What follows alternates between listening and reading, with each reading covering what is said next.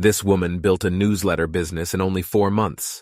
It now makes over $100,000 in revenue, and the best part is she only spends 4 hours a week putting it together. Let's dive in to find out exactly how she did this. Helen Guo spends 10 to 20 hours every week finding profitable, cash-flowing businesses to buy for her holding company, D&H Group. But she also passes on a lot of interesting deals. Not that they're necessarily bad deals, but for whatever reason, they don't fit her criteria, usually geographic, size, industry, etc. Previously, these deals would just sit in her CRM. Sometimes she'd forward them to friends, but people kept asking her how she sourced her deals.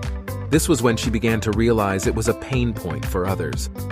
So Helen made the decision to start a newsletter on Beehive, an online newsletter service, with the aim of sharing these deals with others interested in buying businesses. She called the newsletter SMB Deal Hunter. In full transparency, Helen never intended to make money through the newsletter directly. Her goal was to connect with potential investors who would be interested in deals she was working on. That way, she could close more deals every year and grow more businesses, which is what she loves doing. Helen got the bulk of her subscribers in 2 ways, both via Twitter. The first way is to run ads on the platform, and the second way is to repurpose the content from her newsletter and share it on Twitter. This tweet, for example, drove almost 1,000 new subscribers. Helen started by getting set up on Sparkloop. Essentially, other newsletters pay her an affiliate fee of $1 to $3 to recommend them, after someone signs up for her newsletter. Sparkloop covers her ad cost of acquiring a new subscriber, so she was pretty much at break even on day 1. But this is where it gets interesting. 2 months ago, she woke up to an email from a newsletter subscriber. He asked if he could advertise his business in her newsletter. He wanted to reach her audience of acquisition entrepreneurs, investors, and small business owners. She said sure. Then she literally spent 30 minutes making a very basic media kit on Google Docs, which she still uses to this day. She quoted a price, and the advertiser said yes, and booked multiple spots. It felt too easy. And that's when Helen realized she was undercharging.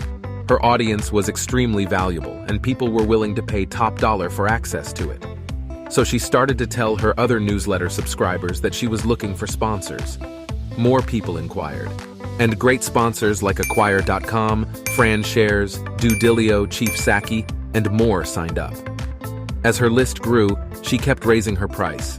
Eventually, Helen was booked 10 weeks out, but she still had more advertisers reaching out. So she decided to go from writing once per week to twice every week. This meant she could accept more sponsorship dollars again. She started reaching out to companies who advertised in other investing and entrepreneurship newsletters via email and LinkedIn, and subsequently booked even more advertisers. Still, she kept raising her price. But this brought her to the realization that she was spending too much time finding advertisers and their contact info.